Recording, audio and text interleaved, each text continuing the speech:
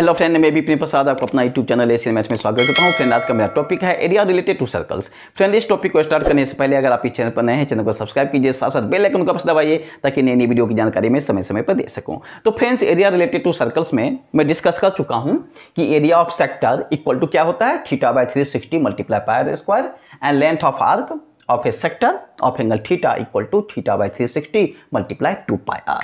Clear? तो friend, अब मैं कुछ और चीज आपको बताना चाहता हूं, जरा ध्यान से इसको देखिए।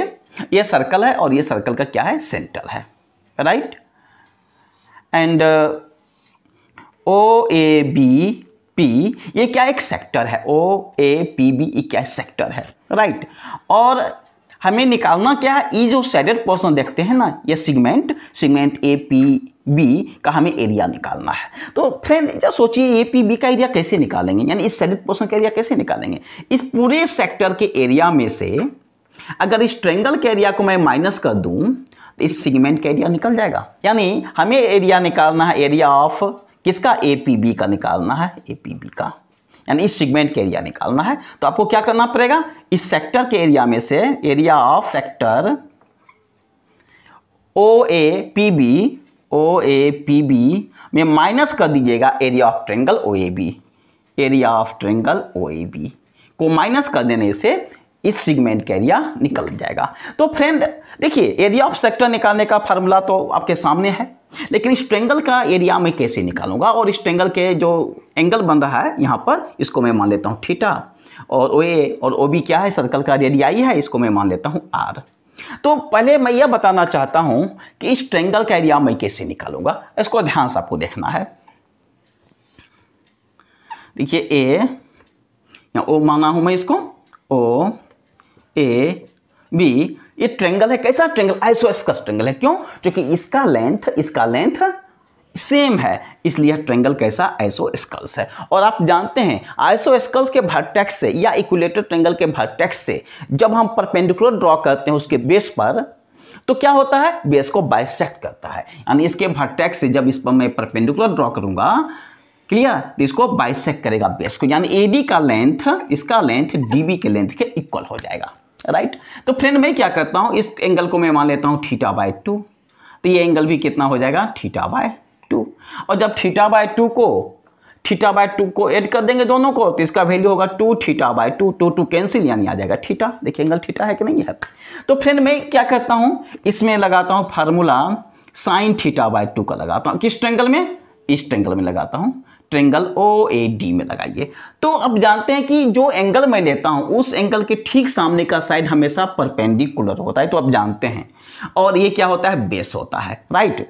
चूंकि sin θ/2 का फार्मूला होता है परपेंडिकुलर अपॉन हाइपोटेनस, तो परपेंडिकुलर हो जाएगा AD और हाइपोटेनस हो जाएगा यहाँ पर R।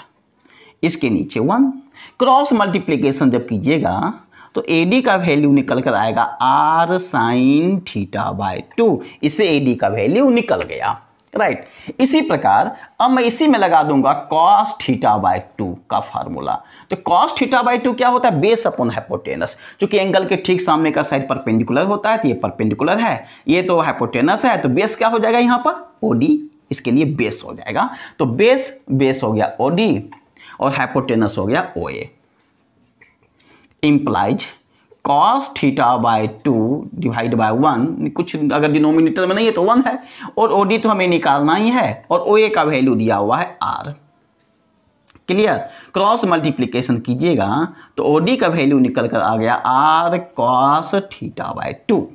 तो OD भी निकल गया और साथ साथ AD भी निकल गया, राइट।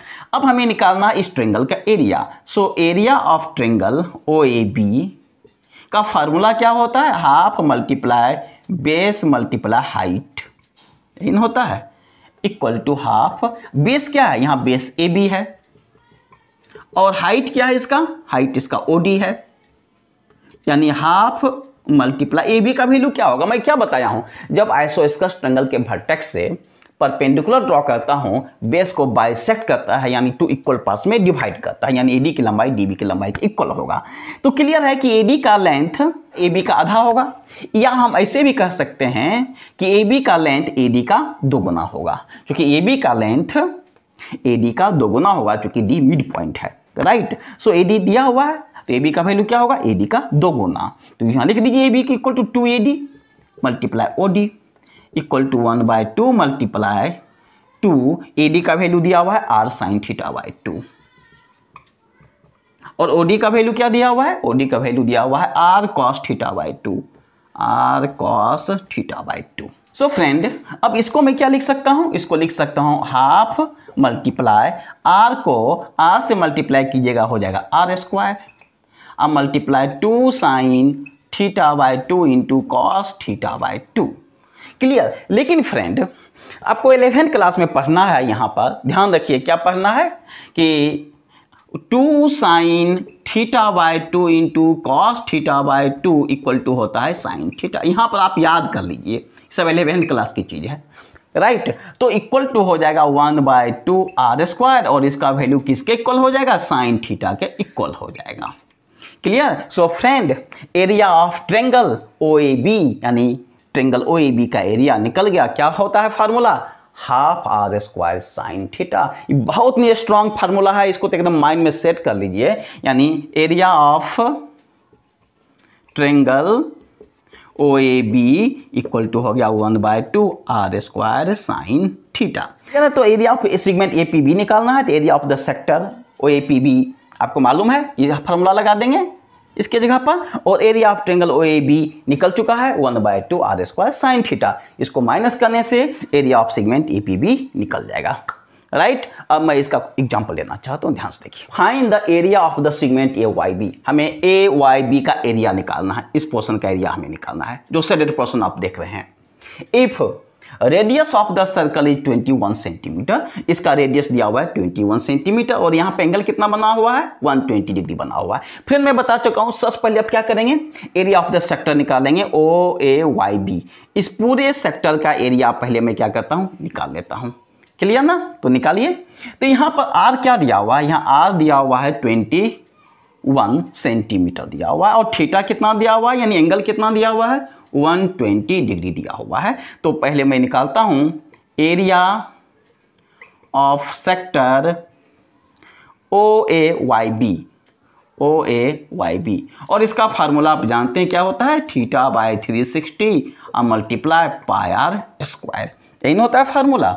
यानी इक्वल टू थीटा का वैल्यू दिया हुआ है 120 अपॉन 360 मल्टीप्लाई 2/7 और रेडियस कितना दिया हुआ है, रेडियस दिया हुआ है 21, यहाँ होगा 21 का स्क्वायर। इसको सॉल्व कर लीजिए, ये 3 से कैंसिल हो जाएगा, यानी 1/3 मल्टीप्लाई 22/7 मल्टीप्लाई, इसको लिख सकते हैं 21 मल्टीप्लाई 21। तो अगेन इसको आप क्या लिख सकते हैं, देखिए 22/3 को 7 से मल्टीप्लाई कर दीजिएगा तो हो जाएगा 21 मल्टीप्लाई और 21 को 21 से मल्टीप्लाई कीजिएगा तो हो जाएगा 441। Clear friend. अब मैं क्या करता हूं, इस ट्रेंगल का एरिया निकाल लेता हूं। अगर इस ट्रेंगल का भी एरिया निकल जाए तो इस सेक्टर के एरिया में से इस ट्रेंगल के एरिया को माइनस कर देंगे तो इस सेगमेंट AYB का एरिया निकल जाएगा, राइट। तो फ्रेंड इस ट्रेंगल का एरिया निकालने का मैं फार्मूला बताया हूं कि एरिया ऑफ ट्रेंगल OAB कैसा ट्रेंगल है, आइसोस्केलस ट्रेंगल है क्योंकि दोनों का रेडियस इक्वल है। और इसका फार्मूला मैं क्या बताया हूं, 1/2 r² sin θ बताया हूं ना। देखिए कितना स्ट्रॉन्ग फार्मूला, इसे क्विक आप निकाल लीजिएगा। Area of triangle OAB equal to 1/2 r कितना दिया हुआ है 21, यहाँ भी लिखिए 21 का स्क्वायर अब मल्टीप्लाई साइन, अब थीटा कितना है 120 डिग्री। लेकिन फ्रेंड साइन 120 का वैल्यू क्या होता है, जरा देखिए। साइन 120 का वैल्यू निकालना है तो साइन 120 का वैल्यू निकालने के लिए इसको मैं लिख सकता हूँ 90 डिग्री प्लस 30 डिग्री। त्रिकोणमिति में ये सारा चीज मैं बता चुका हूँ, उसका वीडियो देख लीजिएगा आप। इक्वल टू और साइन 90 डिग्री प्लस थीटा क्या होता है, साइन 90 डिग्री प्लस थीटा होता है कॉस थीटा होता है। क्लियर, ध्यान रखना है कि साइन के केस में चाहे तो वह प्लस हो या माइनस हो, हमेशा कॉस ही होता है। So sine 90 degree plus theta क्या होता है, कॉस थीटा होता है, यानी इसको लिख सकते हैं कॉस 30 डिग्री। और कॉस 30 का वैल्यू क्या होता है बताइए, साइन 30 का वैल्यू 1/2 होता है तो कॉस 30 का वैल्यू कितना होता है, √3/2 होता है। क्लियर। सो साइन 120 का वैल्यू कितना हो गया, √3/2। क्योंकि cos 30 का वैल्यू होता है √3/2, सो साइन 120 का वैल्यू √3/2, यानी 1/2 मल्टीप्लाई, इसको क्या लिख सकते हैं 441 मल्टीप्लाई √3/2। निकल गया friend area of triangle OAB। So अब हमें निकालना है area of segment AYB। Therefore area of segment AYB equal to, कैसे निकालेंगे, इस सेक्टर के एरिया में से area of the sector, area of sector minus area of triangle OAB को माइनस कर देंगे, निकल जाएगा। और एरिया ऑफ सेक्टर यानी यहां से यहां तक का एरिया आप निकाल चुके हैं, कितना देख लीजिए 22/21 मल्टीप्लाई 441 माइनस, और एरिया ऑफ ट्रायंगल यहां पर है 1/2 मल्टीप्लाई 441 मल्टीप्लाई √3/2। क्लियर। अब दोनों में कॉमन देखिए क्या आ रहा है, दोनों में कॉमन आ रहा है 441, देखिए यहां भी है और यहां भी है, तो ले लीजिए कॉमन 441 कॉमन ले लीजिएगा, तो यहां पर आ जाएगा 22/21 माइनस √3/4।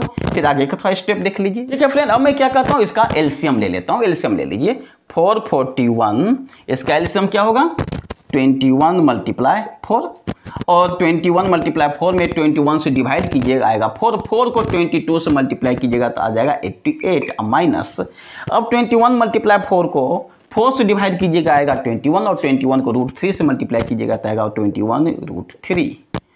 सो फ्रेंड इसको लिख सकते हैं 441 21 मल्टीप्लाई 4 एंड 88 माइनस 21√3।